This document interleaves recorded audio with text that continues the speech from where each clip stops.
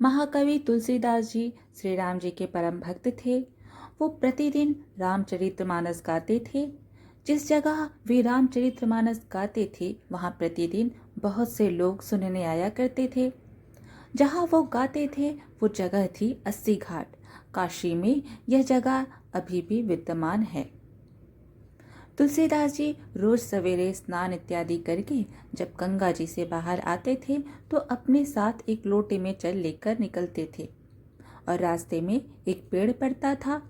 प्रतिदिन उस पेड़ पर जल चढ़ाकर उसका सिंचन करते थे। उस पेड़ पर एक प्रेत रहता था। एक दिन तुलसीदास जी ऐसे ही प्रतिदिन की तरह जा रहे थे पेड़ पर जल चढ़ाकर। तभी अचानक वो प्रेत उनके सामने आ गया और बोला, तुम ये रोज जो इस पेड़ पर जल चढ़ाकर इसका सिंचन करते हो ना, इससे मैं बड़ा प्रसन्न हूँ। मांगो जो मांगना है। तुलसीदास जी तो प्रभु श्री राम के परम भक्त शिरोमणि थे। उनको तो बस प्रभु भगवान राम जी के दर्शन करने थे। उन्होंने मन ही मन में सोचा, आज अच्छा अवसर मिला है, अपने मन की बात कह ही देता हूँ। ये सोचकर तुलसीदास जी बोले, भैया हमारे मन तो केवल एक ही चाह है कि प्रभु श्री राम जी के दर्शन हमें हो जाए। राम की कथा तो हमने लिख दी है, गा दी है, पर दर्शन अभी तक साक्षात नहीं हुए हैं।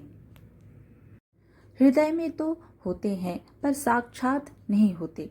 यदि दर्शन हो जाए तो बस बड़ी कृपा होगी। ये सुनकर प्रेत कुछ सोच में पड़ गया और बोला, अगर मैं प्रभु श्री राम जी के दर्शन करा सकता तो स्वयं दर्शन करके प्रेत योनि से मुक्त ना हो जाता। तुलसीदास जी बोले, फिर भैया हमको कुछ नहीं चाहिए। तो उस प्रेत ने कहा, सुनिए महाराज, मैं आपको दर्शन तो नहीं करवा सकता, लेकिन दर्शन कैसे होंगे उसका रास्ता आपको बता सकता हूँ। तुलसीदास जी बोले कि बताइए। बोले, आप जहाँ पर कथा कहते हो बहुत सारे भक्त सुनने आते हैं। अब आपको तो मालूम नहीं है, लेकिन मैं जानता हूँ। आपकी कथा में रोज हनुमान जी भी सुनने आते हैं। मुझे मालूम है हनुमान जी रोज आते हैं और हनुमान जी ही हैं जो प्रभु के दर्शन करा सकते हैं। इस पर तुलसीदास जी बोले, मैं उन्हें कैसे पहचान पाऊंगा। प्रेत ने बताया कि सबसे पीछे कंबल ओढ़कर एक दीनहीन एक कोढ़ी के स्वरूप में व्यक्ति बैठता है। उनके पैर पकड़ लेना, वो हनुमान जी ही हैं। तुलसीदास जी बड़े खुश हुए और वहां से खुशी खुशी प्रभु दर्शन की इच्छा मन में लिए चल दिए कथा सुनाने 80 घाट पर। आज जब से कथा शुरू हुई तुलसीदास जी की नज़र उसी व्यक्ति पर है कि वो कब आएंगे। और जैसे ही वो व्यक्ति आकर बैठे पीछे तो तुलसीदास जी अपने आसन से उठे और जाकर चरणों में गिर गए। वो व्यक्ति बोला कि महाराज, आप व्यास पीठ पर हो और मेरी चरण पकड़ रहे हो।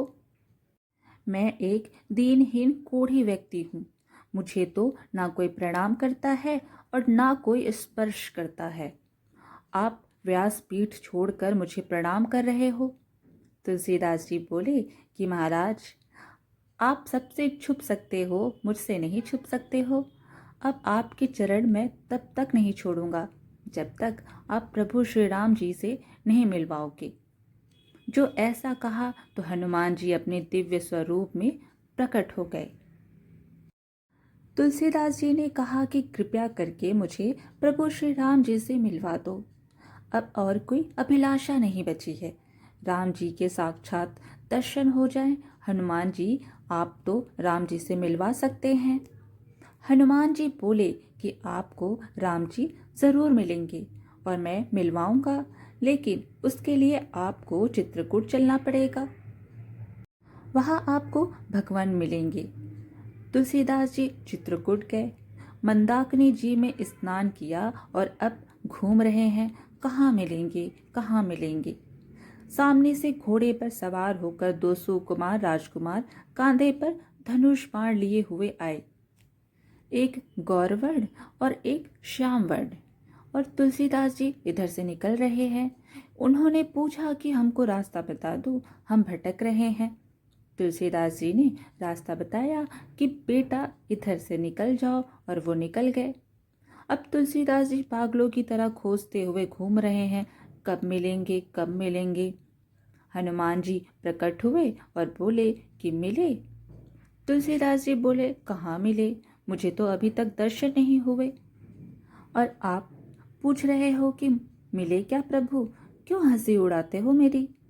इस पर हनुमान जी बोले कि मैं हंसी नहीं उड़ा रहा आपकी, अभी जो दो राजकुमार आपसे रास्ता पूछ रहे थे वो ही तो थे रघुवीर और लक्ष्मण जी, आप चुक गए।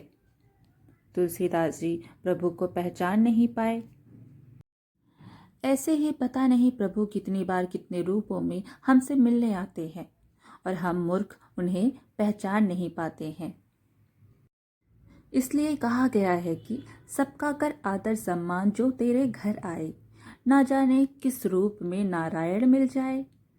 तुलसीदास जी ने हनुमान जी के पैर पकड़ लिए और कहा कि आज बहुत बड़ी गलती हो गई है, फिर कृपा करवाओ, फिर मिलवाओ। हनुमान जी बोले कि थोड़ा धैर्य रखो, एक बार फिर मिलेंगे। प्रभु भक्तों को निराश नहीं करते हैं। अब अगले दिन फिर से तुलसीदास जी मंदाकिनी के तट पर स्नान करके बैठे और घाट पर चंदन घिसने लगे और प्रभु श्री राम जी के भजन गा रहे थे। श्री राम जय जय राम। हृदय में एक ही लग्न थी कि भगवान कब आएंगे। और प्रभु श्री राम जी एक बार फिर से कृपा करते हैं। प्रभु जी एक बालक के रूप में आते हैं और कहते हैं, बाबा बाबा, चंदन तो आपने बहुत प्यारा घिसा है, थोड़ा सा चंदन हमें दे दो, लगा दो।